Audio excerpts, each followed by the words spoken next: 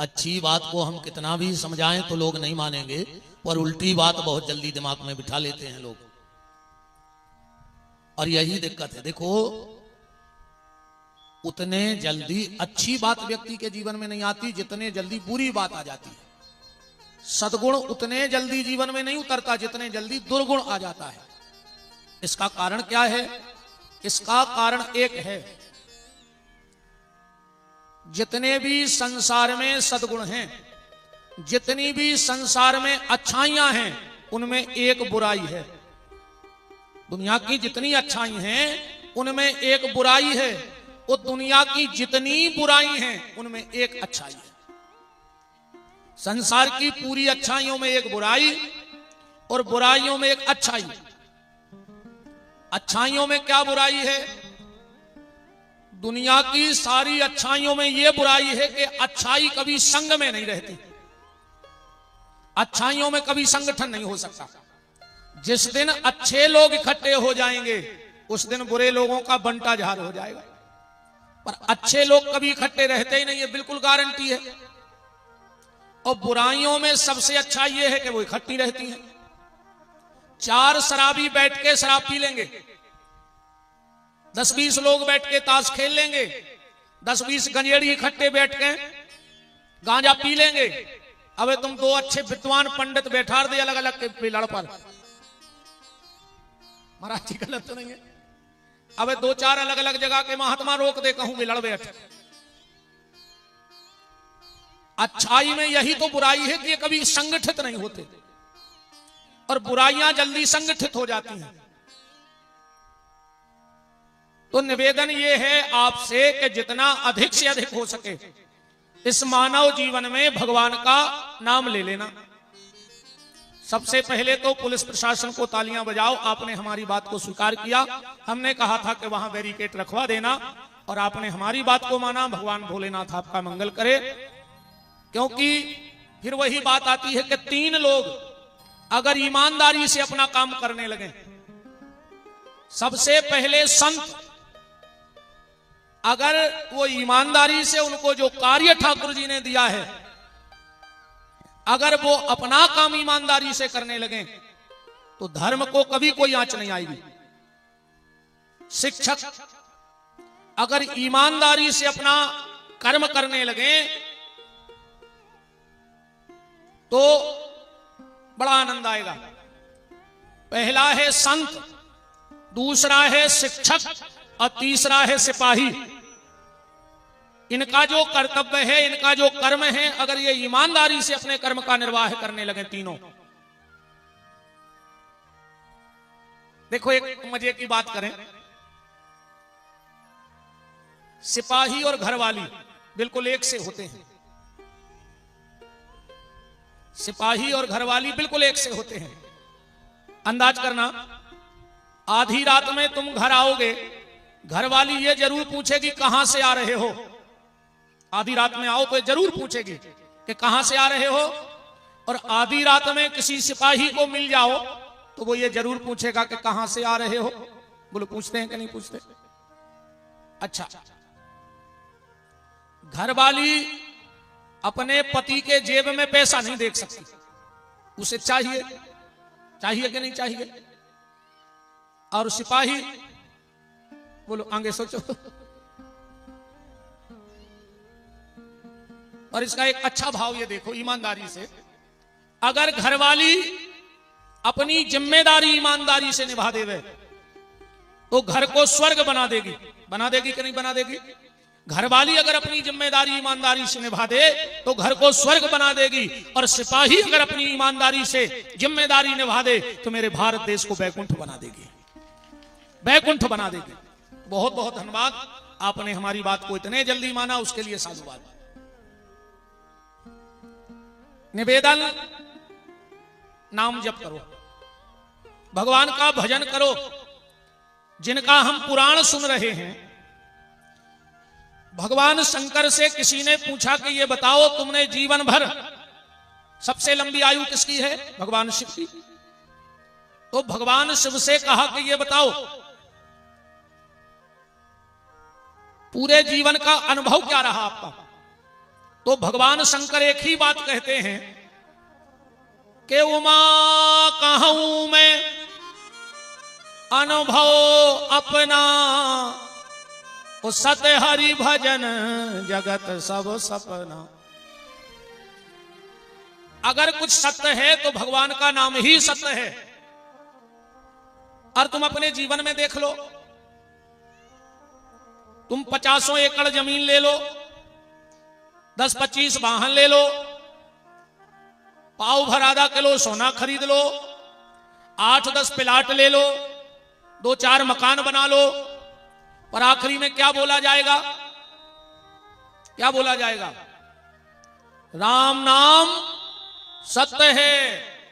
बहुत बड़े बड़े आदमों के मरबे पे गई हुई हो तुम्हारे लकड़िया में, आज तक कहूं सुनी कि 120 एकड़ जमीन सत्य है, 4 4 व्हीलर सत्य हैं, 14 डंपर सत्य हैं, 2 करोड़ बैंक में धरे हुए सत्य हैं। सिर्फ एक शब्द बोला जाएगा, राम नाम सत्य है।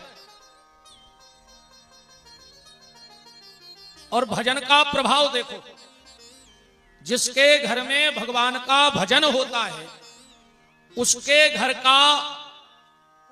घर में जानवरों में भी प्रेम होता है। भगवान शंकर के यहां जानवरों में प्रेम है कि नहीं है? जिसके घर में भजन होता है उसके घर के जानवरों में भी प्रेम होता है, और जिसके घर में भजन नहीं होता उसके घर का इंसान भी जानवरों जैसा हो जाता है।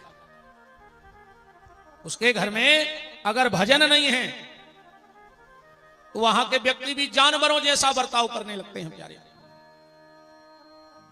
संसार की संपत्ति इकट्ठी करोगे फिर दुख होगा। देखो एक बात से समझो, पहले अभाव में भी खुशियां थी और आज खुशियों का ही अभाव है। सब कुछ होने के बाद व्यक्ति खुश नहीं है।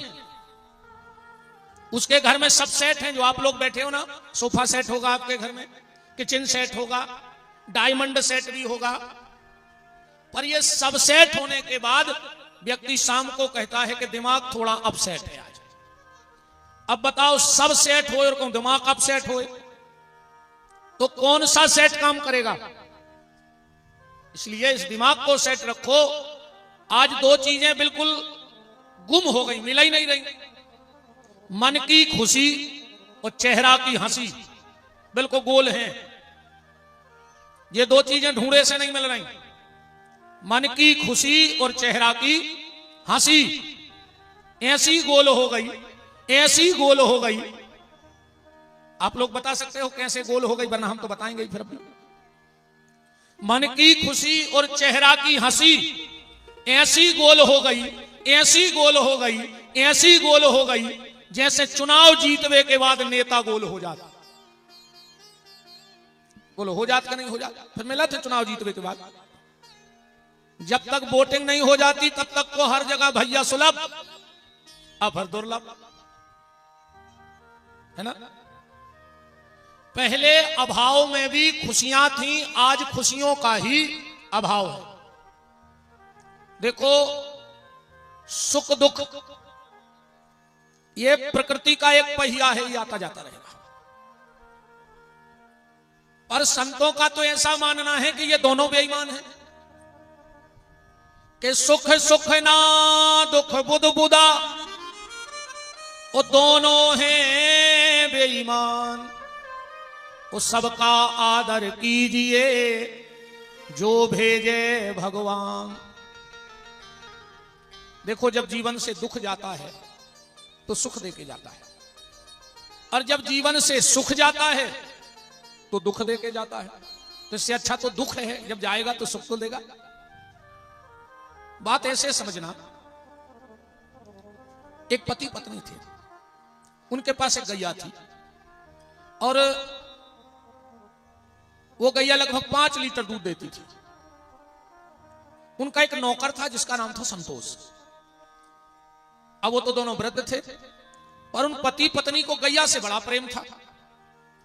तो वो संतोष नाम का नौकर बिल्कुल सच्ची श्रद्धा से गैया की सेवा करता, और जितना दूध गाय में निकलता वो पूरे का पूरा उन वृद्ध दंपति को दे देता,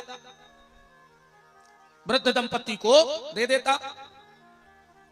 एक दिन दोनों को जाना था तीर्थ यात्रा के लिए। बहुत ध्यान से समझना तो तुम्हें बहुत अच्छा लगेगा इस कहानी से।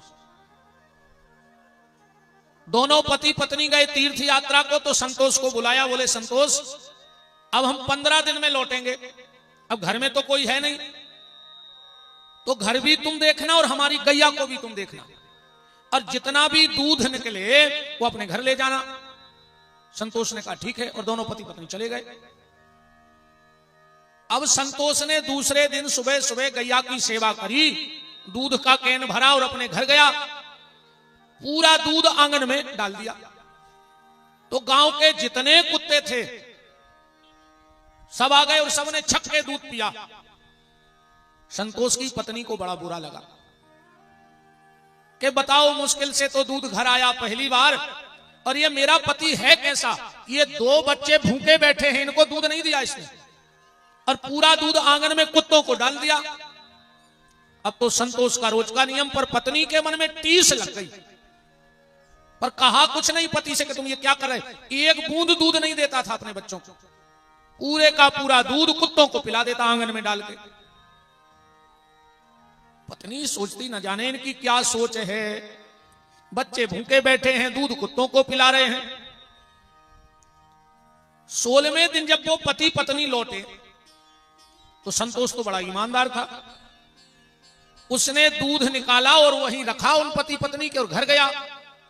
अब कुत्तों को तो आदत पड़ गई थी कि जैसे ही सुबह सुबह संतोष निकलता तो सारे गांव के कुत्ते पीछे हो जाते थे कि अभी ये दूध आंगन में डालेगा, हम लोग पिएंगे। तो 50 कुत्ते इकट्ठे हो गए।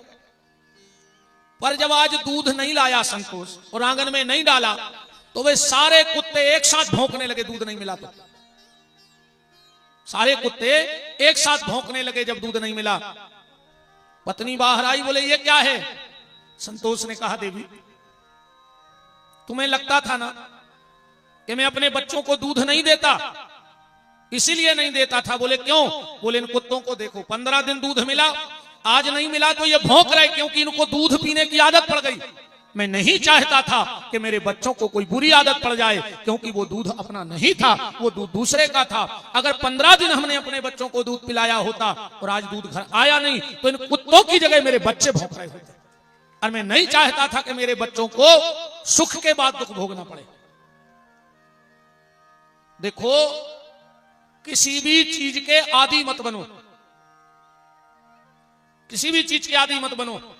अभाव में आनंद है, पर लेकिन प्रभाव आ जाए तो परम आनंद है। पर जब वो प्रभाव अभाव में बदलता है तो फिर ये जीवन कष्टमय हो जाता है। या तो सुख मिले ना, अब मिले तो फिर जाए ना। अच्छा, गरीब आदमी अमीर हो जाए कोई दिक्कत नहीं, वो अपनी जिंदगी मजे में जिएगा। और अगर कोई बहुत बड़ा आदमी भिखारी हो जाए तो उसको तो मरना हो जाएगा। बोलो हो जाएगा कि नहीं होगा। तो भगवान शिव की जो हम लोग कथा सुन रहे हैं, भगवान शिव शमशान में रहते हैं और बड़े आनंद में जिंदगी जीते हैं। कुछ नहीं है पर सब कुछ है, कुछ नहीं है फिर भी सब कुछ है। और हमारे यहां सब कुछ है फिर भी कुछ नहीं है। बोलो, हमारे यहां भी तो सब कुछ दिख रहा है, पर तुम्हारा क्या है। मकान तुम्हारा है, जमीन तुम्हारी है, गाड़ी तुम्हारी है, हर एक पल में छूट जाएगा। तो भगवान शिव कहते हैं कि आनंद में रहो, घर में वन में बाट में कहूं रहे जो देह, पर प्यारे सीताराम सो लगो चाहिए नहीं। और भगवान शिव के भक्त भी ऐसे ही होते हैं। एक बार भगवान शिव और माता पार्वती कैलाश पर बैठे और मृत्यु लोक की यात्रा को निकले, तो माता जी ने क्या देखा कि एक व्यक्ति शमशान की आग में रोटी सेक रहा है। मात्र 4 रोटी है उसके पास। कैलाश पर लौट के गई माता, बोली कि भोलेनाथ आप कितने निर्दयी हो। बोले क्यों। बोले आपने उस व्यक्ति को नहीं देखा, शमशान में रोटी सेक रहा था और ओम नमः शिवाय ओम नमः शिवाय कितनी मस्ती में आपका भजन कर रहा था। कम से कम आपको इतनी व्यवस्था तो करनी चाहिए। भगवान शिव बोले देवी, अभी तुम हमारे भक्तों को जानती नहीं हो, क्योंकि जैसा मैं फक्कड़ हूं ऐसे मेरे भक्त भी फक्कड़ ही रहते हैं। कैसे। कबीरदास जी कह रहे हैं कि चाह गई चिंता मिटी और मनवा बेपरवाह, और जिनको कछु न चाहिए सो साहन के साह। असली सहनसा तो वही है जिसको दुनिया से कुछ नहीं चाहिए। पार्वती जी बोली फिर भी आपको मदद करनी चाहिए। भगवान शंकर बोले तुम चली जाओ, तुम्हारी तो पुरानी आदत है परीक्षा लेने की, ले आओ परीक्षा, देख लो उस भगत को। उसने 4 रोटी सेंक कर रखी थी, अब पार्वती जी बुढ़िया बन के पहुंच गई। कहा ओ बेटा बड़ी भूख लगी है, कुछ खाने को मिलेगा? उस भगत ने 2 रोटी एक पत्तल पे रख दी, लो अम्मा तुम खा लो। पार्वती ने जो बुढ़िया बनी थी एक और तोड़ा और नीचे रख दिया। भगत जी बोले क्यों? अब बोले हम तो खा लेंगे पर हमारा बब्बा भी भूखो है, अब 2 रोटी तो हम खा लें, 2 बब्बा को भी चाहिए। भगत जी ने कहा तो ये रोटी भी ले लो, 2 तुम खा लो, 2 अपने पति को ले जाना। और ये पानी पिए और बड़ी चैन की सांस ली। बुढ़िया ने कहा तुम्हें भूख नहीं लगी? भगत ने कहा मैया मेरा पेट भरता इतनी खुशी नहीं मिली मुझे जितनी इस रोटी से 2 लोगों का पेट भर गया, मैं तो तृप्त हो गया, मेरी आत्मा तृप्त हो गई। ये भगत कोई और नहीं थे, ये भगत थे गुरु गोरखनाथ के प्रिय शिष्य राजा भर्तरी। राजा भर्तरी गुरु गोरखनाथ के प्रिय शिष्य थे। तो कहा माता मैं बड़ा प्रसन्न हूं, अब मैं चला भजन करूंगा। गुड़िया बोली बेटा मैं तुझसे बड़ी प्रसन्न हूं, वरदान मांग, जो मांगना है मांग ले। राजा भर्तरी बोले कि हमारी से तो तुम रोटी मांगत फिर रही, अब तुम हमें वरदान दे हो, तुम खाओ प्रेम से रहो, मैं चला। एक क्षण नहीं लगा वो बुढ़िया पार्वती के रूप में आ गई और बोली बेटा भर्तरी मैं तेरी साधना से त्याग से बड़ी प्रसन्न हूं, मांग क्या वरदान चाहता है? भर्तरी चरणों में गिर पड़े, बोले मां अगर तुम वास्तव में हमसे प्रसन्न हो तो बस एक वरदान दे दो कि मेरे दरवाजे से कभी कोई भूखा ना जाए, चाहे मैं सालों भूखा रह लूं।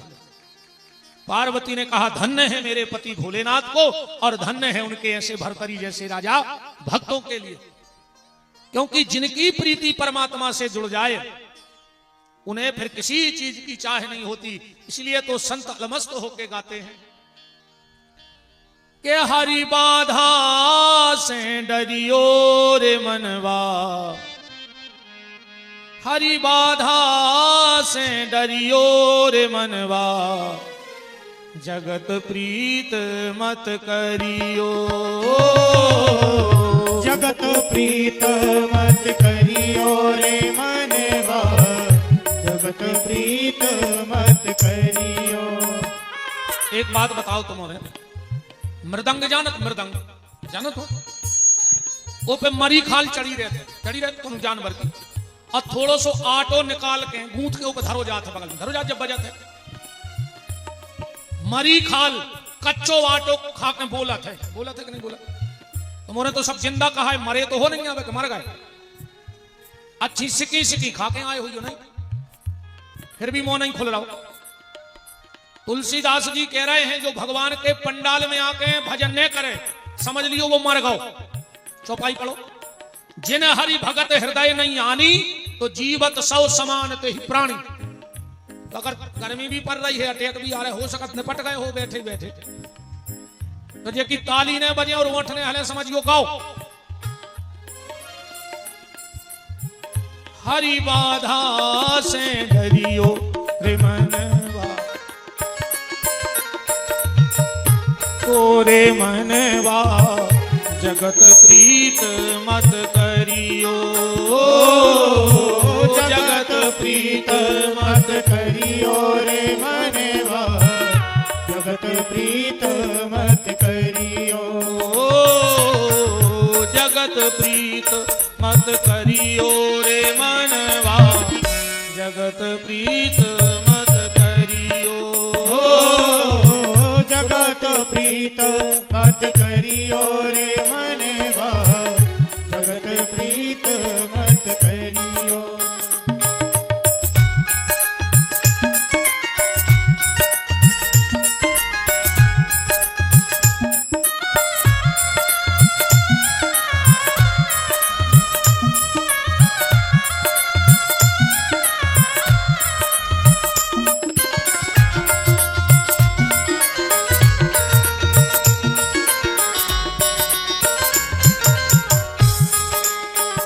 ये जग है माटी का खिलौना, ये जग है माटी का खिलौना, ये जग है माटी का खिलौना, ये जग है माटी का खिलौना।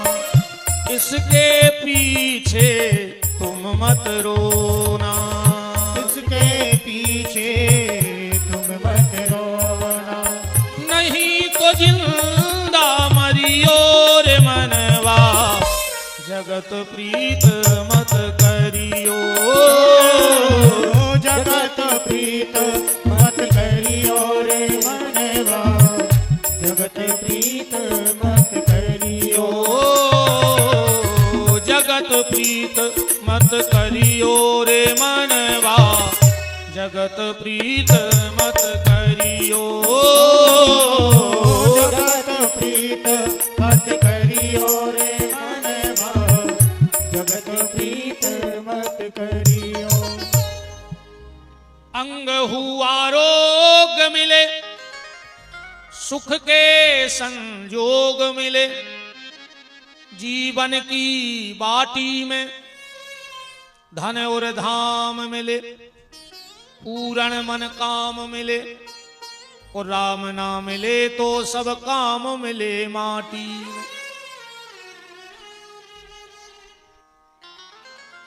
खूब नाम जप करो भैया, खूब नाम जप करो।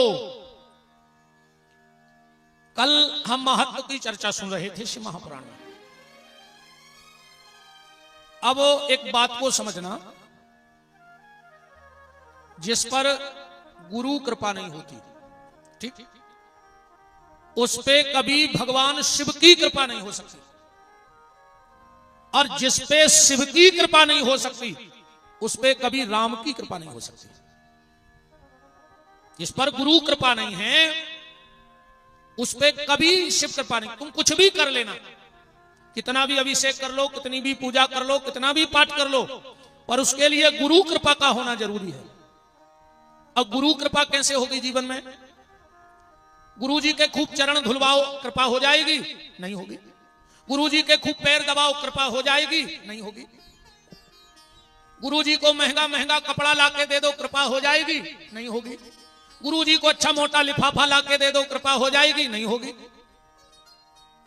तो फिर गुरु कृपा कैसे होगी? ना पैर दबाने, अच्छा कचू कचू गुरु जी हर भारी शौक रहत पांव दबो आवे की। एक गुरु जी उतरे मंच से, यजमान से बोले रे तना पांव दबा दिए। यजमान हाथ भारी मठ, कहने लगो काय का दौड़े लगा रहा है, काय में पर तकलीफ हो रही तुम्हारे पांव में? अच्छे मोटे कमरा पे बैठे, कूलर चल रहा, काय में थक गए तुम तो जा बताओ। कहने लगे तो तना हाथ ही दबा दे। बोले काय का दिवाले उठाता रहा है, का करत रहा है जी में हाथ पर आ रहा है। चेला बोलो कहो तो करो, दवाएं दे रहा है, वही से चल आ रहे थे 3 घंटा ससुई में हो रही है तकलीफ, शुगर वही दवाएं दे। राम राम राम। बहुत गहराई से समझना बात को कि गुरु कृपा कैसे होगी।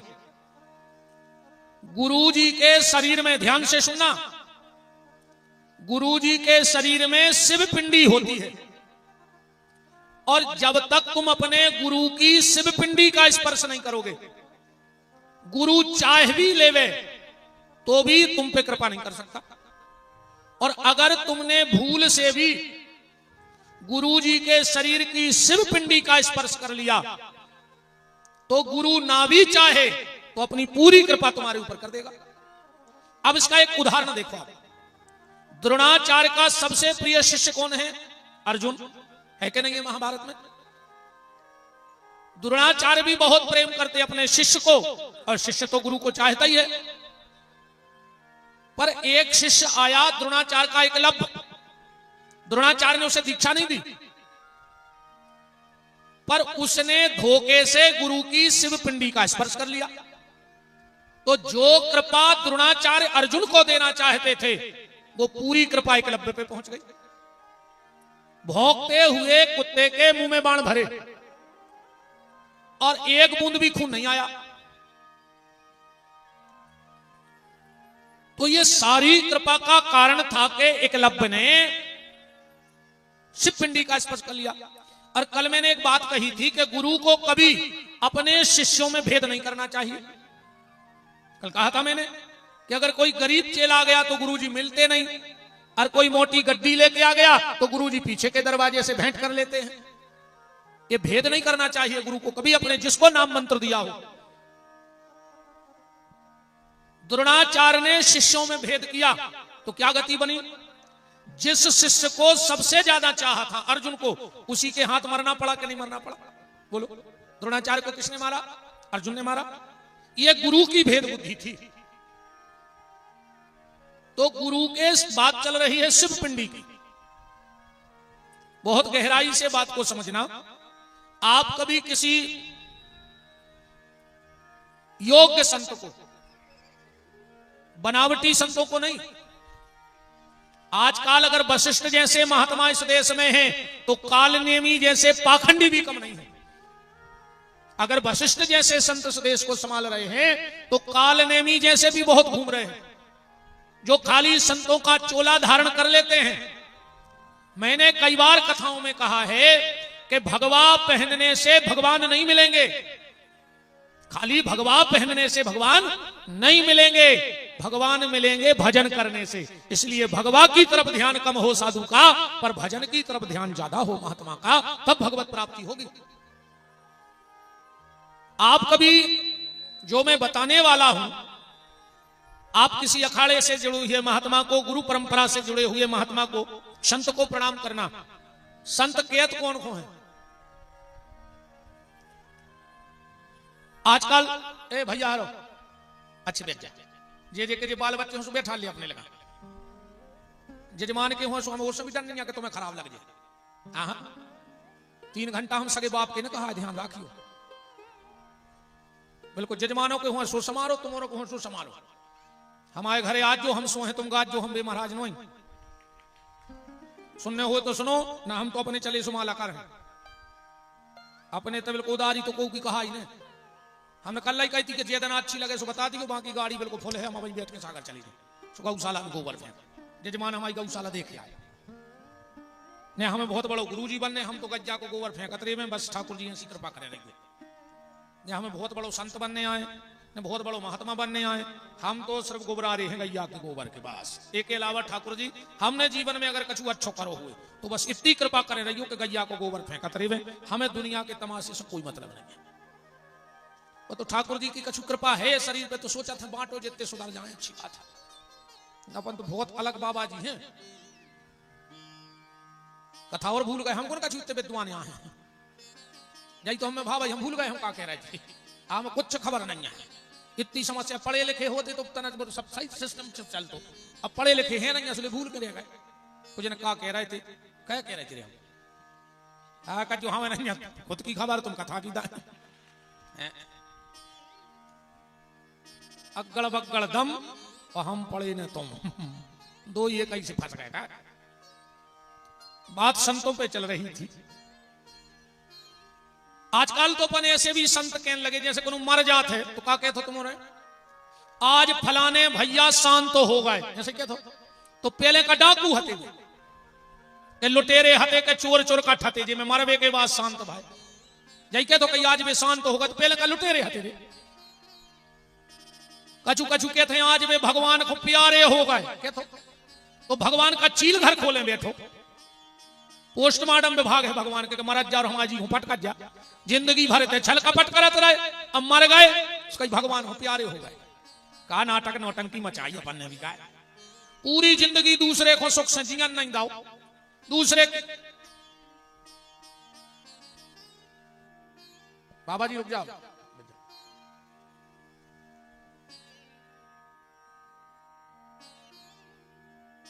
राम कहो, वो तो हर आदमी पैसा में साफ हो पैसा चाहे, पूरे के कथा चालू नहीं भाई बेला फिर आरती के चढ़ा भर दीजिए तो हुए। हाय पैसा, हमें पैसा चाहे, ये महाराज पाठ कर रहे हैं इनको पैसा चाहे, जे बजा रहे हैं इनको पैसा चाहे, ये साउंड जड़े इनको पैसा चाहे, और तुम्हारे भी आज पैसा ही सुनाए कि भगवान खूब दियो हम। ये तोरे पैसा कीजिए हो जा, मरो जा रहा हो, आज कुछ नहीं दिखा रहा हो। आजकल अपन भगत कम बाजे वाले जा पैसा। बात हम ये संतों पे चर्चा चल रही है। पूरी जिंदगी दूसरे का हक खाया, पूरी जिंदगी दूसरों को तकलीफ दी और मर गए। 500 रुपया खर्च करे, इतनी बड़ी फोटो वो में लिखो गौ लोकवासी। जिंदगी में गैया की पूंछ पकड़ी नहीं है, गैया को एक रोटी दी नहीं है, अकेली फोटो में लिखो है गौ लोकवासी। जिगा तुम्हें तुम मंदिर तो गए नहीं है, अब मर के सीधे तुम्हें गौ लोक या जाने मर जाओ कुछ ने कहां सड़ हो, ऐसे नहीं फोटो में लिखवाए सब गौ लोक में नहीं बैठे। अच्छा वैसे एक बात है, जबलपुर जिला, जबलपुर है ना, जबलपुर जिला से आज तक कोई नरक नहीं गया, आज तक का रिकॉर्ड है, जबलपुर जिले से कोई नरक नहीं गया। और गया हो तो आप लोग हमारी बात झूठी कर दो, हम अभी कथा छोड़ के चले जाएंगे, फिर कभी नहीं करेंगे। जय जय। जबलपुर जिले से आज तक कोई नरक नहीं गया। कहा से मरे की जितनी चिट्ठी छपत हैं वो में लिखो जाते कि फलानी तारीख को पिताजी का स्वर्गवास हो गया। आज तक को के घरे का चिट्ठी आई ऐसी कि बब्बा को नरकवास होगा, लिखवा को मैंने कहा जब तो लिखो नहीं। आज तक नरक की हालत ऐसी हो गई जैसे राज्य परिवहन बंद होगा। हाँ, नरक कोई जा ही नहीं रहा है प्यारे। खाली 1 पैसे के कागज पे 1 पैसे की स्याही से लिखवा दो कि स्वर्गवास हो गया, ऐसे कोई स्वर्ग नहीं जाता। मरने के बाद कोई शांत नहीं होता, जो जीते जी शांत हो जाता है वो संत हो जाता है। जो जीते जी भगवान को प्यारा हो जाता है वो संत हो जाता है। और संत किसी भेष का नाम नहीं है, संत किसी स्वरूप का नाम नहीं है। संत तो एक रास्ता है, संत तो एक सोच है, संत तो एक स्वभाव है। गोस्वामी जी ने कितनी प्यारी बात कही है कि संत सरल चित। संत कौन है? जो बिल्कुल सरल है। संत सरल चित जगत हित। जिनका चित्त सरल है वो संत है, और ऐसा ही संत जगत का हित कर सकता है। गोस्वामी जी के शब्द हैं, संत सरल चित्त जगत हित। जो सरल होगा वो संत है। तो बात चल रही थी शिव पिंडी की कि हमारे गुरु के शरीर में शिव पिंडी होती है,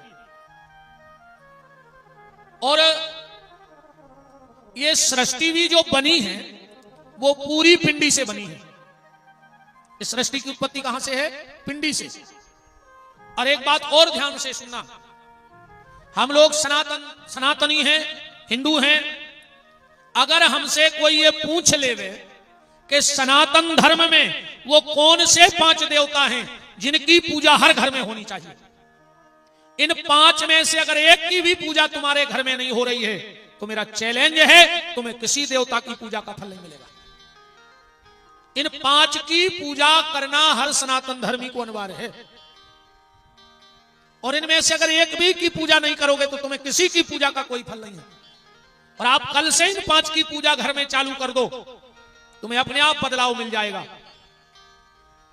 क्योंकि वेद शास्त्र कहता है कि इन 5 की पूजा अनिवार्य रूप से करो। ये सारी सृष्टि काय से बनी है? पिंडी से। अब बहुत ध्यान से सुनना कि वो पंचदेव कौन है। पंचदेव वो कहलाते हैं जिनकी स्वरूप में भी पूजा हो जाए और जिनकी पिंडी में भी पूजा हो जाए। जिनका स्वरूप भी पूजे और जिनकी पिंडी भी पूजे, वो पंचदेव कहलाते हैं। हम आपको 5 देवता ऐसे गिना रहे हैं जिनका स्वरूप भी पूजता है और जिनकी पिंडी भी पूजती है। छठवां कोई आपको पता हो तो हमें बता देना, हो सकता है हमें पता ना हो, हम लाल बुजक्कड़ तो आए नहीं, ये सब या जानत। पंचदेव ध्यान से सुनना, सबसे पहले हैं भगवान भोलेनाथ, जिनका स्वरूप पूजता है कि नहीं पूजता? भोलेनाथ की पिंडी पूजती है कि नहीं पूजती? दूसरे हैं भगवान नारायण, जिनका स्वरूप भी पूजता है, राम के रूप में, कृष्ण के रूप में, विष्णु के रूप में, और इनकी पिंडी कहां पूजती है? प्रभु सालक राम जी के रूप में पूजती है कि नहीं पूजती? और प्रभु सालक राम जी का तो प्रभाव है प्यारे कलिकाल में। जिसके घर में गंडकी नदी के सिद्ध सालक राम जी रखे हों, उन पे काला तिल, उनका तिलक स्वरूप जैसा उनका बनता है, जैसा हर देवता का तिलक अलग अलग है, तो सालक राम जी का तिलक स्वरूप भी अलग है। जिसके घर में गंडकी नदी के सिद्ध सालक राम रखे हों और उनका तिलक स्वरूप विधिवत हो, उन पे काला तिल और तुलसी का पत्ता रखा हो, एक तरफ गरुड़ जी रखे हो और एक तरफ जल से भरा हुआ शंख रखा हो, दुनिया का जितना बड़ा गुनिया तांत्रिक उसके बाप को छुट्टी है, वो उसके घर पे अपनी मंत्र विद्या चला देवे। उस घर में कभी कोई ऊपरी टोटका टोना बाधा नहीं जाती। ये सालक राम जी का प्रभाव है। अब पहचान कैसे करोगे कि नकली सालक राम कौन है और असली सालक राम कौन है? ऐसे तो कोई भी काला गोल पत्थर आपको दे दे और कह दे कि ये सालक राम जी हैं, तो आप मान जाओगे? नहीं साहब, सालक राम जी की पहचान है तनक तुमरे आगे ना खिसक आओ और कसरक आओ, हर आदमी आगे बड़े बेफिर रहो, खिसक आओ। तुम्हारा काय सरक रहा है पीछे, खिसको खिसको खिसको। अरे आ जाओ यार, हम इतने खराब भी नहीं लगत कि हमें पास से न देख सको। कलर जरूर सांवलो है, वह देखत में तो अच्छी लगत है। आ जाओ। कछु आदमी कहते हैं कि महाराज तुम्हारी शकल खराब लगत, कथा तो अच्छी लगत है, इसे हम दूर से सुना थे। हाँ बैठ जाओ। राम कहो, हाँ विराज जाओ। सीतानाथ भगवान की जय। तो सालक राम जी की पहचान है, उनमें सोना होता है। जिस काले पत्थर में सोना समझ में आ जाए अपने आप। मेरे पास है बहुत प्यारे एक महात्मा ने दिए थे आशीर्वाद स्वरूप, तो सबके सालक राम जी में तो होता है सोना, पर हमारे जो प्रभु सालक राम हैं उनमें सोने से ओम लिखा है, पूरा स्पष्ट समझ में आता है, ओम बना। मतलब सालक राम के साथ ओम भी विराजे, माने भोलेनाथ भी उसी में विराजे। अभी यहां ठाकुर साहब के यहां विराजे हैं हमारे प्रभु, और सुबह से खूब चकाचक अभिषेक भी होता है।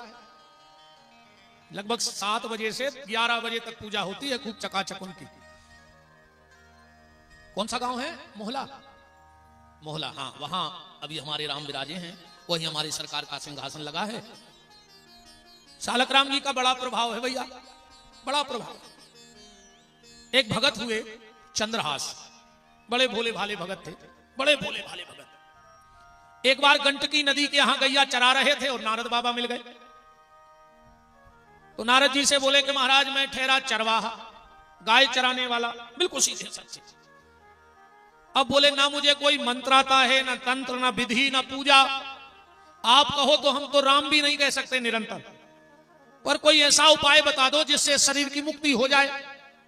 तो नारद जी ने वही गंडकी नदी में से निकाले सालक राम और चंद्रहास जी को दे दिए और कहा तुम ज्यादा कुछ मत करना, 24 घंटे में एक बार इनका चरणामृत लेते रहना, धोके इनको पी लेना। हो सके तो आप लोग भी इतना नियम बना लेना प्यारे, अगर बन जाए तो। ज्यादा ना कर पाओ तो 2 काम तो करना ही लगना कल से। धोके पीना और बता के खाना, बस इतना नियम ले लो बस। धोके पीना और बता के खाना। ज्यादा पूजा पाठ ना बने कोई दिक्कत नहीं, पर मेरा निवेदन है कि इतना जरूर करो। धोके पीना, 24 घंटे में एक बार भगवान के चरण धोके चरणामृत जरूर पी लेना। अगल बगल मंदिर हो तो वहां जाना, या घर में एक नियम बना लो। माताएं ज्यादातर पूजा करती हैं, तो जब ठाकुर जी को स्नान कराओ तो एक कटोरी में जल भर के रख दो, अलग स्नान का जल। और सबसे कह दो कि जो जब स्नान करे तो उसका पहला काम है कि इस कटोरी में से थोड़ा सा जल पीना है, इसके बाद उसे भोजन दिया जाएगा। ये तो तुझे मानेंगे, तुम इन्हें मान है कि नहीं मान? इनके मान है बाप। जब तुम्हारे कैसे ने बहुत अद्दा छोड़ दाए, बताओ छोड़े हैं तुम्हारे कैसे के नहीं छोड़े? बताओ मानत हो तुम्हारे इनकी बात के नहीं मानत? जय जय महाराज जी, विराजमान प्रभु जी। छोड़े हैं बहुत अद्दा तुमने इनके कैसे के नहीं, तो इनके कैसे कम से कम चरण मृत पियन लगो। हे कलयुग के तुलसीदास हरो। इतने आए तुम्हें विमान उतर रहा है भाई, बाप से मोह नहीं भूल रहा है, पुराण सुन भी आए मार जाओ, कीड़ा पार के मारो, ऐसे न मारो, ध्यान राखियो। अरे तुम्हारी ये हो जा, एक घर के 17 घर करवा दे रही, यज्ञ की परिक्रमा देव आई थे कहा।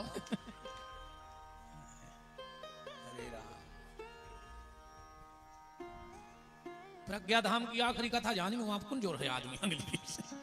बाबा जी हरे भी सोच रहे हैं का कलरिया पटकी पागल को बुला के, इसे अच्छी तो करवा दे हैं।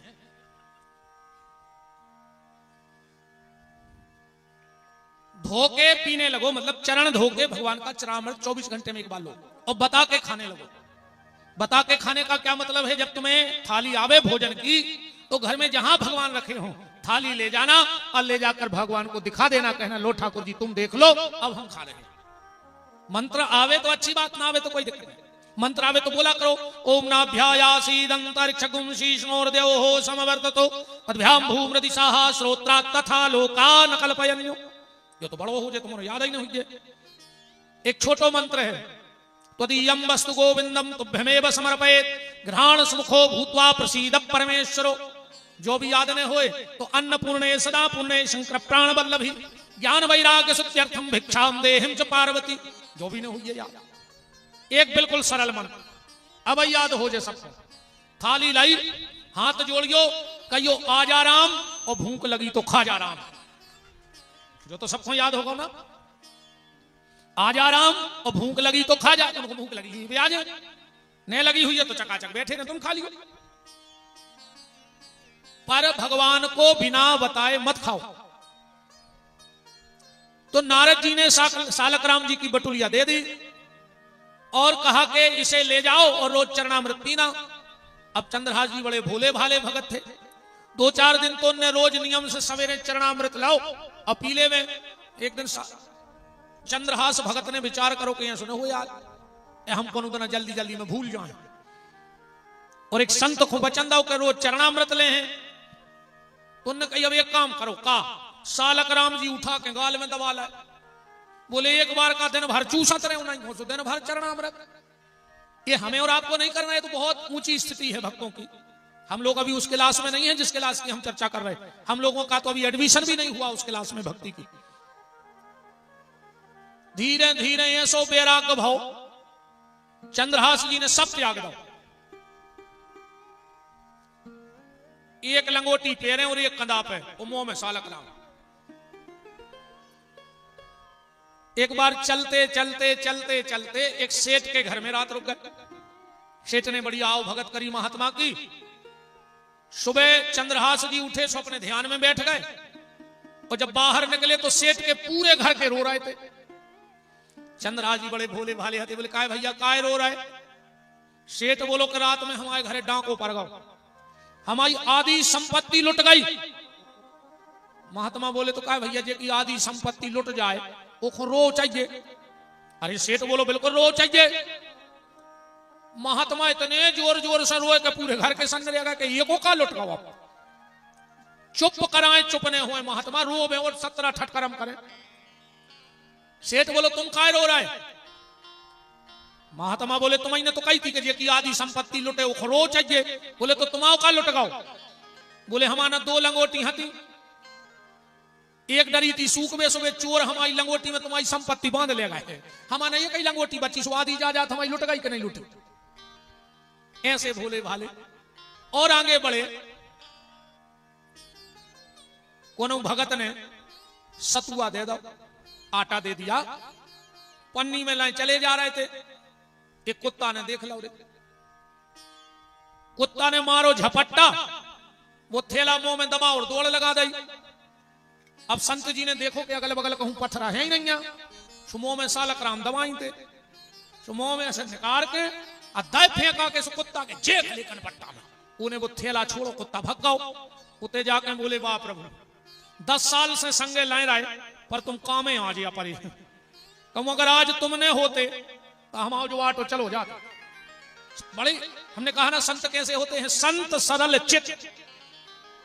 जो लटका झटका बेईमानी जाने वे संत काय के वे तो कालने भी आए। संत सरल चित जगत हित, ऐसे संतों को भगवान मिलते। एक नदी के किनारे पहुंचे महात्मा जी, अब और तो कछुआ तो नहीं, कहीं लंगोट बची थी, मुंह में सालक राम। एक पत्ता पे वो आटो धरो। नदी के किनारे कुछ बच्चे खेल रहे थे। बेटा घर किसका पास है? बोले मेरा। बोले क्यों? बोले थोड़ा राम रस ले आओ, नमक। लड़का बोलो गुरुजी हम ले आ रहे हैं भाई, जल्दी जल्दी। लड़का दौड़ के गाओ राम रस ले आओ। बाबा जी ने आटे में डालो, महात्मा ने अच्छी 4 चक्करें बनवाई। जी जी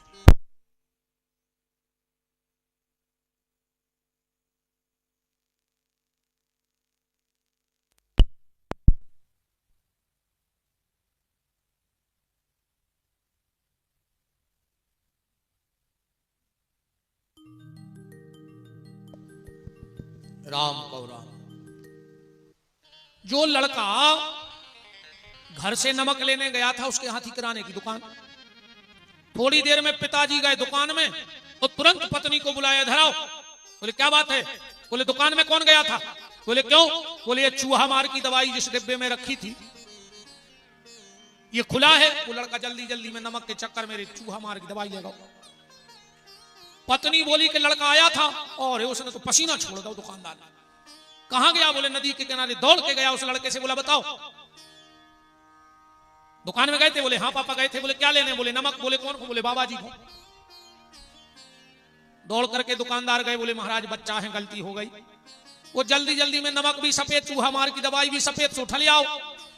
आप एक काम करो, ये बाटियां ये टिक्कड़ नदी में फेंक दो या कहीं अलग कर दो, हम दूसरा आटा दे रहे हैं, बना के आप प्रसादी पालो। महात्मा बोले भैया रे हम एक नियम है। बोले का? बोले हम जब भगवान को भोग लगा दे फिर हम नहीं फेंका था, हम खाते हैं, और हमने हमारे सालक राम को भोग लगा दो। सेठ बोलो महाराज हम हाथ जोड़ रहे, फेंक दे, जहरे मिलो है। महात्मा बोले वाह हमारे सालक राम मरे नहीं, हम कैसे मर जे? संत सरल चित जगत हित। संत इतने सरल होते, बोले हमारे सालक राम नहीं मरे, हमने अभी को भोग लगा उनको। दुकानदार बोलो कि दत्ता वो आए पत्थरा तुम मार जाओ मनो। पत्थर बोलता है मूर्ख, ये मेरे प्रभु हैं। दुकानदार बोलो तब एक काम करो, 2 हमें दे दे, 2 तुम खा ले, 100 मोर खा के मराई जाए, कहा जो तुम मर जाओ सो में पुलिस पटाख है। बताओ। महात्मा बोले भैया हम नहीं, हम भोग लगा के कुन देत को प्रसाद, हम तो हम खे हैं। शेठ बोलो महाराज जी हम मर जाए। बोले तुम एक काम करो, तुम्हारे तो जो थानो लगत पुलिस बोला हम बयान दे रहे हैं अपने, ये हमारे बात है भगत जगत से कछु ने कही। अरे भैया गांव के लोग इकट्ठे हो गए, खूब मना किया पर महात्मा नहीं माना, और जैसे ही वो 4 गक्कड़ खाई और महात्मा को आई डकार, सामने पत्ता पे रखे थे सालक राम, बीच में से सालक राम फट गए। सालक राम फट गए, महात्मा की आंखों में आंसू आ गए, और सामने जो नदी थी 4 परिक्रमा करके सालक राम जी की नदी में महात्मा प्रवेश कर गए, फिर नहीं लौटे। आज भी राजस्थान में फटे सालक राम का मंदिर है, आज भी वे सालक राम जी रखे हैं। तो बात चल रही थी पिंडी की। सबसे पहले भगवान भोलेनाथ, आगे हम आपको सालक राम जी के जन्म की कथा सुनाएंगे, कैसे जलंधर प्रकट हुआ, जलंधर की पत्नी वृंदा, अब वृंदा का पतित धर्म नष्ट करने के लिए भगवान सालक राम बने श्राप के कारण। ये सारी कथाएं आपको हम आगे कहेंगे। वो तो अब ये प्रसंग था तो इसलिए नाम आ गया। हमने कहा ना शिव महापुराण सुनो, आपको वो कथाएं मिलेंगी जो आपने कल्पना नहीं की होगी कभी। ज्यादा शिव पुराण होते नहीं, और आजकल जो हो भी रहे हैं शिव पुराण, सुबह शिव पुराण नहीं हो रहे, कथाएं तो बंद ही सी हो गई। अब तो धमचक ज्यादा है। 4, 5, 6, 8 कथाएं सीख पाओ कौन और कथावाचक बन गओ। हर 2 मिनट में लगे भजन, भजन दे थप्पड़ी। 2-3 घंटा में 8-10 भजन गाए, समय पूरो करो और बाबा जी गए। कीर्तन जरूरी है, एक आध हो जाए, एक आध टुकड़ा बीच में, पर हमारे हिसाब से कथा ज्यादा होनी चाहिए। संगीत आटे में नमक की तरह होना चाहिए, पर आजकल नमक में आटे घाई उड़े लो जा रहा हो संगीत। बोलो यही हो रहा है। आप सुनो आजकल कथाएं, हर 2-3 मिनट पे भजन गा रहे, सब नच रहे। अब कछु कहते महाराज नचो, मीरा बन के नचने, मीरा ऐसी नचती कि संगीत बजो और मीरा ने बगल वाले को फोन दाओ, के लिए तन्ना एक रील बना दियो, इंस्टाग्राम पे डाल। का नाटक नोटंकी मची धर्म की। बोलो, पहले उठ के माताएं उरेन डालत थी आटा वो गोबर से घर के आगे लीप के चौक। अब आजकल उरेन नहीं डालत, अब सबसे पहले उठ के वो क्या स्टेटस लगा। हाँ, मोबाइल पे स्टेटस जरूर लगे है भजन को, और चाहे बिल्कुल एक बार सीताराम ने के दिन भर में मनो स्टेटस देख के ऐसा लगत है कि कल युग में का इनसे बड़ो भगत बचो 14 फोटो डालत एक संग। राम भजन करो।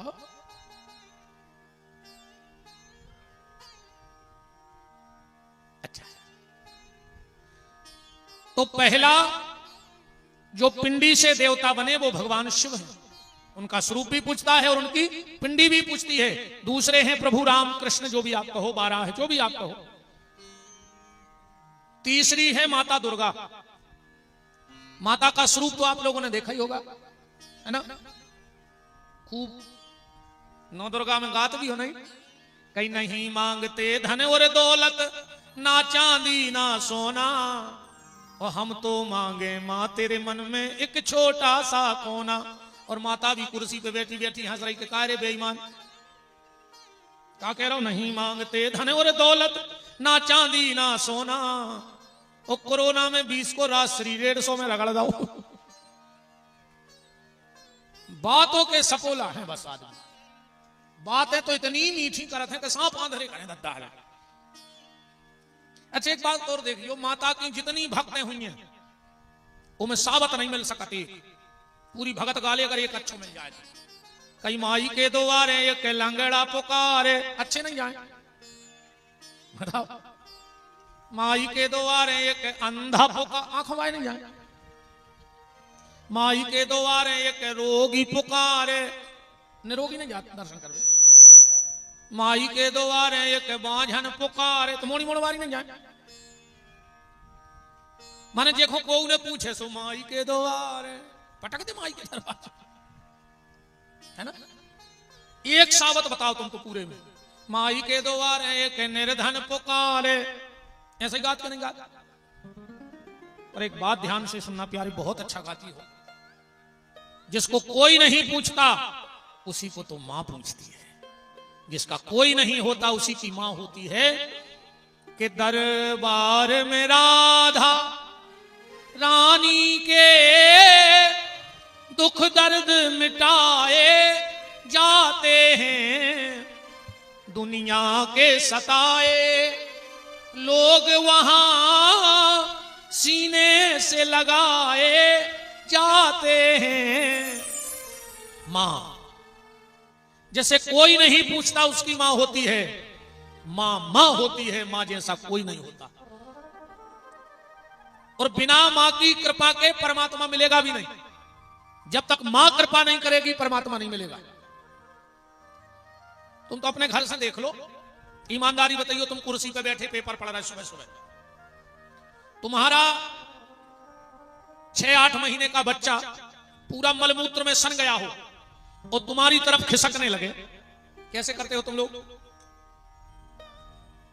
अरे यार कहां गई यार, उठाओ इसको। अब वो बिल्कुल तुम्हारी तरफ खिसक रहा, अरे यार बाद में करियो, कछु काम ले जाओ, तुम्हें सुनाई नहीं दे रहा है, अरे यार ये आ गया, उठाओ। तुमने नहीं उठाया, पर मां आई उतने ही प्यार से उठाया उसे, नहानी में ले गई, नहलवाया, काजल बिंदी टिपका लगाया, झगुलिया पहनाई और छोड़ दो। फिर तुम कैसे करा?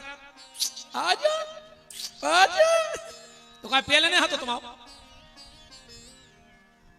बोलो, पहले नहीं था तुम्हारा, था तो तुम्हारा ही, पर वो मलमूत्र में सना था तो तुमने स्वीकार नहीं किया।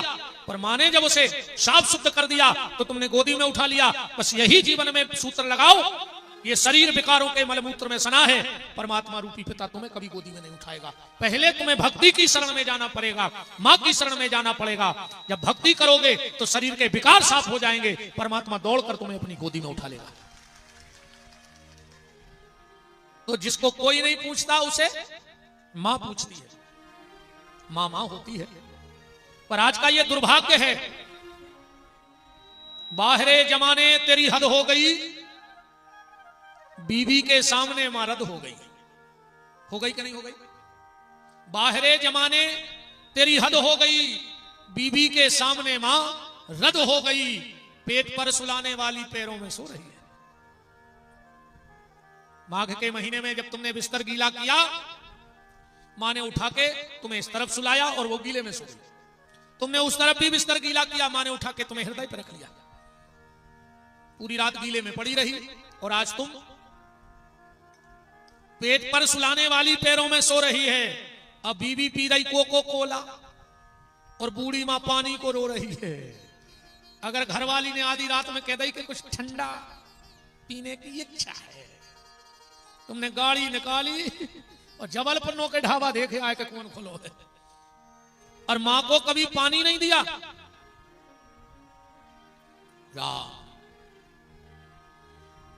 प्यारे निवेदन है, घर में बैठी बूढ़ी मां की सेवा करो। पत्नी और मां में क्या अंतर है पता है? पत्नी पसंद से मिलती है और मां पुण्य से मिलती है। पत्नी हमारी पसंद है और मां हमारा पुण्य है। कई बार हम लोग पसंद के चक्कर में पुण्य को गंवा देते हैं। घर में दो स्त्रियां हो, पता करना हो कि मां कौन है और पत्नी कौन है, बिल्कुल सीधो तरीका देख लो। मां 24 घंटे अपने बेटे का पेट देखती है। मां की नजर कहां होती है? बच्चे के पेट पे, इसने कुछ खाया कि नहीं खाया। और घरवाली की नजर कहां रहती है? जेब पे, कुछ लाया कि नहीं लाया। मां पेट देखती है और पत्नी जेब देखती है। एक बात बताइयो बहन जी, हरो हाउ खराब लग जाए भाग जाइयो, हाउ कल से नहीं आइयो। हम पहले महाराज यहाँ से महाराज जी कल जरूर पधारियो, हम कल बिल्कुल नहीं आइयो, सुनबे की दम न हो। आओ सो वेलकम और जाओ सो भीड़ कम, का दिक्कत क्या है? एक बात बताओ आप लोग, तुम जब अपने मायके जाती हो, तुम जब अपने मायके जाती हो और 2-3 साल के भैया ले जाए तुम्हारे पप्पू, तुम 8 दिन रुकी हुई हो गर्मी में, अब छुट्टी में जब आने लगी तो तुम्हारी माँ ने क्या कहा था? बिन्ना पता नहीं करो कैसे कट गए 8-10 दिन। अब तुम जा रही हो जो घर खाए ले खाए, एक काम करो, ये खुद छोड़े जा 2-4 दिन, फिर हम तुम्हारे भैया से भिजवा दें। तुम क्या कहते हो अपनी मम्मी से? हाँ मम्मी, हमें नींद नहीं आए के बिना हमने छोड़ पे ऐसे क्या? तुम 3 साल को लड़का ने छोड़ पाई सभी मत आई के, और तुमने 30 साल को दूसरे को लड़का छोड़ा ला। बामताई ने चाहत थी अपने लड़का को, बताओ। चिंता न करो, कल युग आए, जेने पिसी बाई हुई है सो पिसी काटी हुई है, जेने चना बोए हुई है चना ही काटे हुई है, और बोए हुई है 1 बोरा, कटे हुई है 20-25 बोरा। जो भी अपन भैया रहे रे, तुम अपने बाप से ऊंची आवाज में बात करियो, तुम आओ मोड़ा उचट के मुंह में लात ने मारे तो विपिन बिहारी को नाव बदल दियो। तुम अपनी सास को मुंह चलियो, तुम्हारी बहू आके यही कटंगी में अगर तुम्हारी सांप की ऐसी थुतरी ने कुछ रोड पे धारा रखे, हम तो कहते भगवान इतनी दुष्ट बहू मिलेगा तुम्हारी चुपन चपा करके खड़ोरे पूरी कटंगी में। अगर तुम अपनी सास दुकान में खर्च हो गई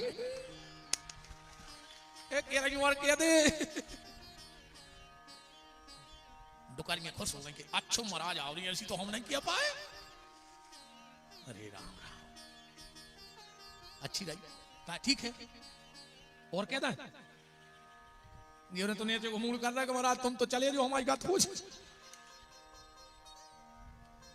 सेवा करो, माँ बाप की सेवा करो प्यारे, इससे बड़ी दुनिया की कोई सेवा नहीं है। खूब सेवा करो माँ बाप की। माँ माँ होती है, माँ से बड़ा कोई नहीं होता है। आज हम रोटी के पीछे भाग रहे हैं, बोलो भाग रहे हैं कि नहीं भाग रहे? दिन रात रोटी के पीछे भाग रहे हैं। भगवान फिर वही समय लौटा दे कि आज हम रोटी के पीछे भाग रहे हैं। पहले हमारी माँ रोटी लेके हमारे पीछे भागती थी कि बेटा 1 रोटी तो खा लो, भागती थी कि नहीं भागती थी? पहले माँ रोटी लेके भागती थी और आज उस रोटी के पीछे हम भाग रहे हैं। क्यों? क्योंकि हमने माँ को छोड़ दिया। अगर माँ को पकड़े रहते, माँ के चरणों में पड़े रहते, तो कभी रोटी के लिए भागना नहीं पड़ता प्यारे, क्योंकि माँ खुद रोटी लेके पीछे भागती थी। कहां गया वो समय? पहले की जो हमारी माएं थी वो कम पढ़ी लिखी थी बेचारी, अंगूठा छाप ज्यादा थी। आज जो हम लोगों को धर्म पत्नियां मिल रही वो ग्रेजुएट, एजुकेटेड का कही जाता अंग्रेजी में, पढ़ी लिखी मिल रही। ये अनुमान हमने इसलिए लगा लिया कि पहले की मां बिना पढ़ी लिखी थी। हम रोटी मांगते थे एक और मां परोसती थी दो, परसती गिनत नहीं हती, कैसा हिसाब जानता ही नहीं थी। मां को तो ये लगता था कि हमारा बेटा कितनी रोटी खा ले। और आजकल की ये मिल रही पढ़ी लिखी, सुजे आटो बाद में निकारा डिब्बा में से, पहले घर वाले से पूछा था आप कितनी खाओगे, तुम बेशरम कहता दो एक हो लगे दिन रात कदों खाई कि घरे जाके गिन के रोटी खे हो। अच्छा बहन जी हरो जा बताओ, जैसे पति ने कही दो, तो तुमने 2 कटोरी आटो निकाल लो। आज जैसे खात खात और भूख लगे आई तो गरम तवा पेड़ दो मुंह में के लिए जो खा लिया, न गैस को बर्नर धर दियो कि जो चल ले गिन के रोटी ने बनाओ करे। आज आदमी ने इतनी तरक्की करी, इतनी तरक्की करी, ओके घर में 14 जोड़ी चप्पलें हैं, 24 जोड़ी कपड़ा है, पर डिब्बा में 2 रोटी नहीं है। आज किसी के घर चले जाओ तुम्हें अर्जेंट में 2 रोटी नहीं मिलेगी। पहले कई लोग आपोरों में बैठे हुए हो, पहले अपनी माँ 10-20 रोटी रात में बना के मटेली में धर देती, तो पता है तो कि सवेरे उठे और मटेली हो दो। कई आदमी चाय से रोटी खाते। अब ज्यादा स्टैंडर्ड में नहीं बता पाओ, बाबा अलग है, पर सत्यता तो जाइए। आंखें मीड़त जाते और डिब्बा मटेली की तरफ दौड़ते, अपने हिस्सा की रोटी पेल धर लेते 4, काय मुझके बेन भज रहते। अब आजकल तुम्हें करे बस एक, ये 2-3 आदमी कम सुखी नहीं रहे रे। एक ट्रक को मालक अब सुख से नहीं सो सके। एक ट्रक को मालक जे एक ट्रक हो तो नींद लगता ही नहीं, कहां पंचर होगा, वो माल धरो फिर लो पकड़े आनो। एक घेला की नहानी, एक ही मटका हो अगर नहानी में, दूसरो बासन न हो पानी भर में, आको वादा कराते वो फूट गया तो। एक लड़का को बाप, अब उताई नो खेती, अब ठीक है जो कछ हुए सो सीताराम है। अब तो काका है कौन से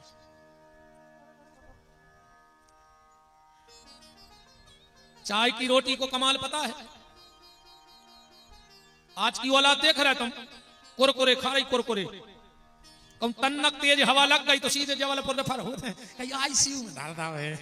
अब कुरकुरे की औलाद आए कहां तक दमदार हो जाए बताओ। आजकल के मोड़ी मोड़ा जबरन के नमूना बने फिर रहे, बार कटवावे जे हैं, ये तरफ कटवा ले, ये तरफ बीच में मुर्गा कैसी कल की धरे में फिर रहा पूरे में। खया तमाशा कौन सी फैशन नहीं आ जा। बाप ने 5000 दाए पेंट लेवे, उन्हें 5000 को पेंट लेके कहीं घुटनों पे पटा लाओ, हाथ तोरे दाल दूरी की वो की किस्मताई में चीथ रहा है वो करेगा, बाप के तब पैसा देवे। बात मां की चल रही थी तो पहले भगवान शिव, दूसरे नारायण, तीसरी दुर्गा। अब इनका स्वरूप तो आप सबने देखा है। दुर्गा जी की पिंडी कहां पुजत, कहां पुजत दुर्गा जी की पिंडी? वैष्णव देवी कौन कौन गया है जरा हाथ उठाना। वहां मूर्ति है कि पिंडी? पिंडी है। ज्वाला माई कौन कौन गया है? वहां पिंडी है कि मूर्ति? पिंडी। तो इससे सिद्ध होता है कि माता की पिंडी का पूजन होता है। बातें बहुत बढ़ जाएंगी। आदमी को यह पता नहीं नवरात्रि क्या है, नवरात्रि क्यों बनी, नवरात्रि में पूजा कैसे करनी चाहिए।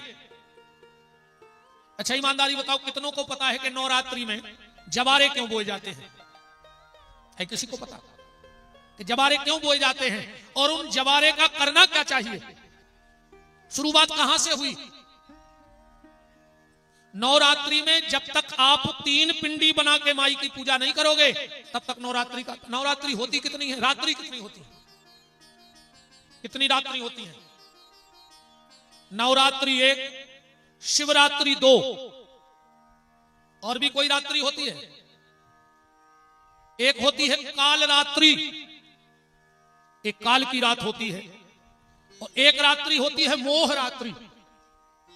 नवरात्रि, शिवरात्रि, मोह रात्रि और काल रात्रि, इन सब चीजों का पता रखो। हम लोग सनातनी हैं। कोई पूछे क्यों लगाते हो ये जवारे, किसने लगाए थे पहली बार, और इनका करना क्या चाहिए? पहला नवरात्रा किसने किया? रात्रि जागरण माता का क्यों होता है? किसने पहली रात्रि को जागरण किया था जब से नवरात्रि हो गई? ये प्रश्न उलझे हुए हैं समाज में। कई चीजें हैं जो आज भी हम लोगों को पता नहीं है। हमारी इतनी माताएं बैठी हैं, एक बता दे पहली बार बिछिया किसने पहना था? तुम लोग खूब कथा सुनती हो। पहली बार पांव में बिछुआ किसने पहना था? पहनते ना बिछड़ी। कब से प्रारंभ हुआ ये? और आज भी पति के घर के बिछिया नहीं पहने जाते कि पहने जाते हैं? चढ़ाई का जो सामान आता है उसमें बिछुआ नहीं आता। बिछिया कौन देता है? बड़ी बहन या बुआ देती है कि नहीं देती? तो जो तुम्हारा ससुराल पक्षपति का परिवार तुम्हें 20 लाख का जेवर ला सकता है, वो 2000 के बिछिया नहीं ला सकता क्या? पर नहीं आते। कभी विचार किया ऐसा क्यों? गले में मंगलसूत्र पहने हो, पहली बार किसने पहना था इसको? ये देखियो रुम कछु खत का कूलर में रुमाला फसादा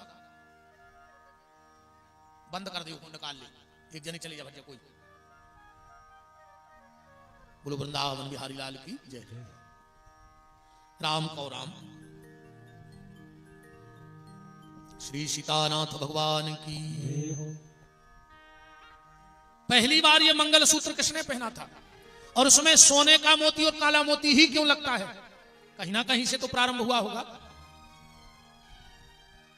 हर चीज की कथा है प्यारे, हर चीज की। अब जरा तुम लोग आओ अपनी परंपरा पे। हमारे यहां ग्रंथि बंधन होता है। ये यजमान बैठे हैं गठजोड़ा करके। पहली बार ये किसका हुआ था? पहली बार गांठ कहां लगाई गई पति पत्नी के बीच में? किसी को पता नहीं। हमारे यहां एक परंपरा है। हमारे यहां जब घर से हम मिट्टी उठाते हैं, मतलब मुर्दा, और शमशान ले जाते हैं, तो बीच में एक जगह उसको नीचे रखते हैं कि नहीं रखते? है ऐसा यहां नियम? अरे क्यों नहीं होगा? साथ होगा। मुर्दे को बीच में क्यों उतारा जाता है? इसका क्या मतलब है? कभी तो ऐसा हुआ होगा कि आज परंपरा पूरे देश में है। जब हम मुर्दे को आग देते हैं और उसके बाद एक मटके में पानी भर के कंधे पे रख के चिता के 7 चक्कर लगाते हैं, उसमें एक छेद करके पानी गिरता रहता है और हम उसको चक्कर लगा। क्यों? हम कोशिश करी। अपने तो ऐसा चल रहा है कि आंधरी घोड़ी और फपूंदे चना और दे घना के घना कह लगे हो तराओ। बाप दादा करत रहे, स्वपन कर रहे, अता पता ने बाप दादों को तो नहीं अपन को, और आने वाली पीढ़ी बिल्कुल भूल जाएगी ये सब। इन सब चीजों का पता रखो प्यारे। आज भी हमारे यहां पंडित जी लोग विराजे हैं। आज भी नियम है, शादी में 4 भाबर में लड़की आगे चलती है। क्यों महाराज जी? और 3 भाबर में लड़का आगे चलता है। ऐसा क्यों होता है? 3 भाबर में लड़की आगे रहेगी और फिर 4थी भाबर, 5वीं भाबर से लड़का आगे हो जाएगा। ऐसा क्यों? इन चीजों का ज्ञान रखो। आज भी जब हम बेटी को कन्यादान करते हैं तो एक आटे का लोया बनाते हैं, जिसको हाथ लोई बोली जाती। लड़की के हाथ पे रखेंगे, लड़की के हाथ के नीचे पिता हाथ लगाएगा, पिता के हाथ के नीचे मां हाथ लगाएगी, और फिर होने वाला दामाद हाथ लगाएगा। आजकल दामाद शब्द से खतरा भड़का है। वो सास को नहीं भगा लेगा अपन बेसरो, ये तोरे दामाद की जय हो जा। बताओ कहां हो जय है? कालू घर के लगी जा रहा है। अब अरे वो एक लड़का लड़की की शादी हो रही है 15 दिन पहले। अरे वो समदान खुलिया के भगा मोड़ा कोटाई पैरे बैठो रहा समदी भगाओ समदान खुलिया के। अब कौन पे भरोसा कर यार बताओ? बहुत खतरा को समझ बच्चा तो कौन सी बात हम ये कर रहे हैं कि हथलोई की परंपरा कब से आई हमारे सनातन धर्म में, और उस हथलोई का करना क्या चाहिए। अपन का कर पता हो हथलोई को, पहले बाप ने हाथ निकारो, फिर मताई ने, फिर लड़की ने वह हथलोई लड़का के हाथ पर रख दी, लड़का ने कोपर में डाल दी। आज सवेरे जब विदा भाई तो तुम्हें हथलोई दिखा रही, तुम्हें दिखा सोफा, तुम्हें दिखा पलंग, तुम्हें दिखा दहेज कि कौन वो ने लिया जाए, सो तुम तो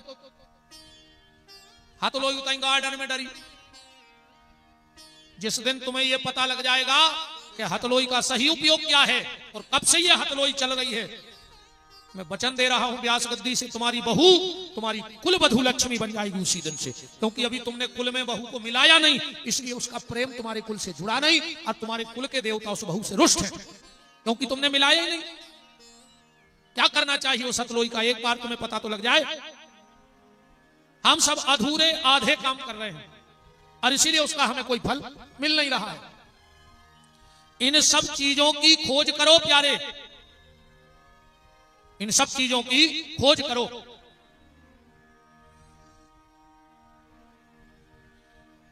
बात कहां थी, माता पर। चौथे देवता कौन है, पहले हो गए भगवान शिव, जिनकी पिंडी भी पूजती है और जिनका स्वरूप भी पूजता है। दूसरे नारायण, जिनकी पिंडी भी पूजती है, जिनका स्वरूप भी पूजता है। तीसरी माता दुर्गा, जिनका स्वरूप भी पूजता है और जिनकी पिंडी भी। चौथे हैं भगवान गणेश। अब स्वरूप तो सबने देखो ही है, भादों भर खूब गाता ही हुई हो गांव भर के। हा एक ही चीज में लगे हो मनो, गणेश जी धरे और पूरे घर के बैठ गए। कई अंधन को आंख देत, कोड़न को काया, और निर्धन को पुत्र देत, बाझन को पुत्र देत, निर्धन को मां। पैसा के पीछे पड़ो तो आदमी, चाहे गणेश जी धले चाहे शंकर जी, तुम तो निर्धन को धन दो। का गाथवार का है, कई पान चढ़े, फूल चढ़े और चढ़े मेवा। गणेश जी करे कारे बेईमान, 10 दिन हो गए डठुगा ले आओ नन्या, और चिल्लिया इतने जोर से रहो जैसे 25 पान रोज लग के आ रहे हुए। बताओ ईमानदारी से, चढ़ाओ गणेश जी को पान लगवा के दुकान से। अगले नर आ रहे होगा, कई पान चढ़े फूल, ये में फर रहा गणेश जी। ऐसे भजन से कुछ नहीं हुए रे, ऐसे तो पूरे चिल्लिया थी तुम्हारे शाम को। कई ओम जय जगदीश हरे, स्वामी जय जगदीश हरे, और जैसे ही लेना आई और आदमी जोर से बोलने लगा जैसे भगवान का हमने सुना तो। कई सुख संपत्ति घर आवे, कष्ट मिटे तन का। अच्छा पैसा दे दो, बीमार हुए बोलो कि सुख संपत्ति घर आवे, कष्ट मिटे तन का। ओ मेरा है प्रभु मेरा, ओ पड़ोसी का भी मेरा। ए भगवान बगल वाले को बीमारी दे दियो, वो के पैसा नहीं रहे सो हम दे दे दवाई, फिर वो चुकाने पैसों हम को मकान लिखवा ले। बोलो यही जुगाड़ में नहीं लगे। क्या तो कितने प्यार से गाथा तुमने, कई तेरा तुझको अर्पण क्या लागे मेरा, ओम जय जगदीश हरे। आको भगवान कह दे कि जब सब कछु हम रो आए तो कल यार पग्गा मुगद लाए क्यों, और ना एक डबला रसगुल्ला लाए तो दुकान से के हो जे कान पकड़े कल सका था मैंने अकेले तेरा तुझको अर। इसका क्या हो रहा बताओ।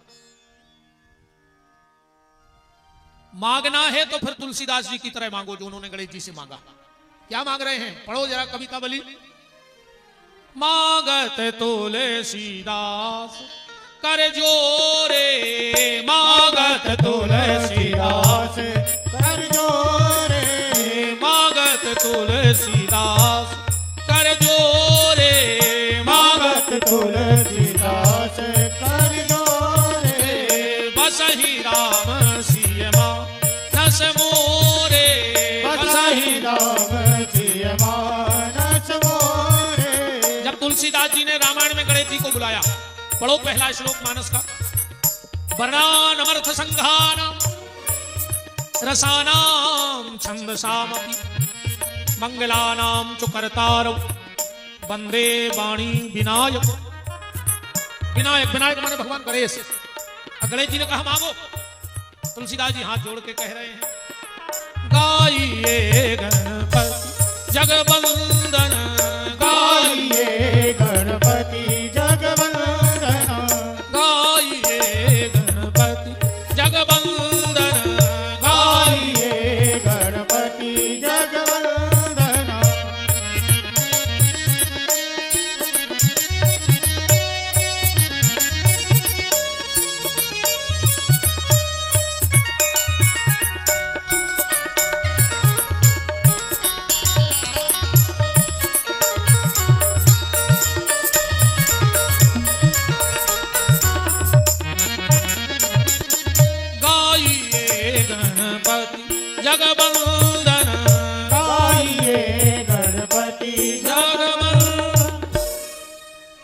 तो गणेश जी का स्वरूप तो आप लोगों ने देखा है। अब गणेश जी की पिंडी कहां पूजती है, ध्यान से सुनना। वैसे तो लोग गोबर के गणेश बनाते हैं आजकल, पर शास्त्र मत नहीं है ये। और कोई अगर विद्वान बैठे हो सकता है हम चूक रहे हो, कहीं ऐसा प्रमाण हो कि गोबर के गणेश बनते हैं तो वो बता भी सकते हैं, हमें नया ज्ञान मिलेगा। पर गोबर के गणेश का विधान कहीं नहीं है शास्त्र में। तो गोबर से हम क्यों प्रतिमा बनाते हैं? बोले गोबर के गणेश का विधान नहीं है, पर गोबर की गौरी का विधान है। गोमयम गौरी, गोबर की गौरी बनती है। तो गणेश जी काय के बनते हैं? बोले फलमयम गणेश। आप लोगों ने देखा होगा जो हमारे आचार्य विद्वान पूजा कराते हैं तो सुपारी में मौली लपेटकर, रक्षा सूत्र लपेटकर कटोरी में दोने में रख देते हैं और कहते हैं कि अब आओ गणेश जी की पूजा करो। यह शास्त्र मत विधान है। गोमयम गौरी, फलमयम गणेश। एक बात का और विशेष ख्याल रखना आप लोग, कभी भी 3 चीजें दान में मत देना। चाहे अपनी बेटी की शादी करो तो भी मत देना। सबसे पहले गणेश जी की प्रतिमा दान में मत देना, फोटो दान में मत देना, चित्र भी दान में मत देना कभी किसी को। क्योंकि अगर तुम्हारे घर से गणेश निकल गए तो उनकी पत्नियां फिर थोड़ी तुम्हारे घर में रहेंगी। रिद्धि सिद्धि बाहर जाएगी कि नहीं जाएगी? ये गणेश जी की पत्नी है, कौन? रिद्धि और सिद्धि। कहो गणेश जी की पत्नियों का क्या नाम है? बोलो बोलो। रिद्धि और सिद्धि। तो गणेश जी को मिली रिद्धि और सिद्धि और अपन को मिल गई जिद्दी। मिली क्या? अब बोलो तुम्हें कैसी मिली? आप कोई नहीं बोलेगा। ये भी तुरंत देखने लगी हमारी बहनें कि अगर हमारे बोल रहे होंगे हम बताएं घरे। नहीं, तुम नहीं बोल सकते इनके सामने, तुम बोले नहीं सकते क्योंकि इनके पास कार्ड है। हाँ, आप लोग नहीं, इनके पास परमानेंट एक लिखित कार्ड है। शादी होती है तो लड़के के आगे लिखा जाता है चिरंजीव और लड़की के आगे सौभाग्यकांक्षणी। अब पूरा तो लिखा नहीं जाता, इतनी जगह नहीं होती। तो सौभाग्यकांक्षणी का लड़की के आगे लिखा जाता है 100, अब हिंदी रख दी। और चिरंजीव का ची, अब हिंदी रख दी। मतलब ये घर में आके 100 कहेंगी, तुम्हें ची भर नहीं करना। समझ गए? ये 100 कहेंगी, तुम्हें ची भर नहीं करने, ऐसे तुम चिरंजीव बैठे सब। जय हो चिरंजीवों की, खूब आशीर्वाद। ची भर न करियो तो गृहस्थी ठिकाने से चलने चकाचक। कभी भी गणेश जी को दान मत करना, किसी को मत देना। दूसरा, आंवले का वृक्ष कभी किसी को दान मत करना। अगर तुम्हारे घर में आंवला लगा है और तुम्हें दिक्कत हो रही है रखने में तो किसी मंदिर में हाथ से लगाया, पर किसी को उठा के दान में मत दो। और हमारी बात नहीं मानो तो नो नौमी को आंवली दान कर दो बस। नवे के दिन नौमी तिथि 9 नियम से छोटे छोटे गमलों में 9 पेड़ लगा लो और नौमी के दिन भर नियम बना लो कि दान करने हैं। के तो 10 में खो तुम ही बैठो कौन मंदिर के प्यारे। हमारी बात जब मानियो जब भोग ले, ऐसे नहीं मानियो। हम जबरदस्ती को नहीं खुआ। और दूसरा, बहनों ध्यान से सुन लेना, कभी भी मंगलसूत्र जो तुम्हें शादी के समय पहनाया गया हो वो ना कभी देवरानी को देना, ना जिठानी को पहनने को, ना ननद को देना। मंगलसूत्र जो तुम्हें शादी में हरे मंडप में देवताओं की साक्षी करके पति ने तुम्हारे गले में डाला है वो मंगलसूत्र, और किसी का पहनना भी नहीं। किसी का मंगलसूत्र सुहागन नारी को नहीं पहनना चाहिए और अपना मंगलसूत्र किसी को देना नहीं चाहिए। कभी तुम्हारे घर में कोई जप हो, अनुष्ठान हो, पूजा हो और अगर पंडित जी तुम्हारे घर में सुपारी के गणेश बना दें, सुपारी के गणेश बना दें, तो जब पंडित जी जाने लगे तो दरवाजे झोली फैला लेना। पंडित जी सब ले जाओ पर ये सुपारी हमारे घर की चौखट मत लाओ। जिसके घर से प्रतिष्ठित पुंगी फल के गणेश अगर बाहर निकल गए तो उसके घर की और जितनी बची खुची रिद्धि सिद्धि है वो भी चली जाएगी, तुम कंगाल हो जाओगे। क्योंकि गणेश जी जाएंगे तो रिद्धि सिद्धि जाएगी, रिद्धि सिद्धि जाएगी तो उनके दोनों बेटे शुभ लाभ भी चले जाएंगे। इसलिए गोबर की बनती है गौरी और फल के बनते हैं गणेश। आगे आप गणेश जी के जन्म में सुनोगे, आजकल लोगों ने एक फैशन बना लिया है, घर के प्रमुख दरवाजे के ऊपर गणेश चिपकाते हैं। गणेश जी के पीठ के पीछे दरिद्रता का निवास है, छुपी बैठी है। इसलिए कभी दरवाजे के सामने गणेश नहीं लगाना चाहिए, क्योंकि गणेश जी का मुंह है रास्ते की तरफ, पीठ है तुम्हारे घर की तरफ, तो तुम्हारे घर में कौन छुपेगा? फिर दरिद्रता छुपेगी। अब अगर तुम उल्टी तस्वीर लगा रहे, वो ध्यान से समझना एक एक चीज को। तुमने मान के चलो ऐसी तस्वीर लगा दी कि पीठ रास्ते की तरफ हो गई और मुंह घर की तरफ हो गया, तो हाथी का एक स्वभाव है, उसकी सूंड में आप जो भी दोगे वो पीछे फेंकेगा, उठा उठा फेंकता है कि नहीं फेंकता? हाथी कभी भी कोई वस्तु सामने नहीं फेंकता।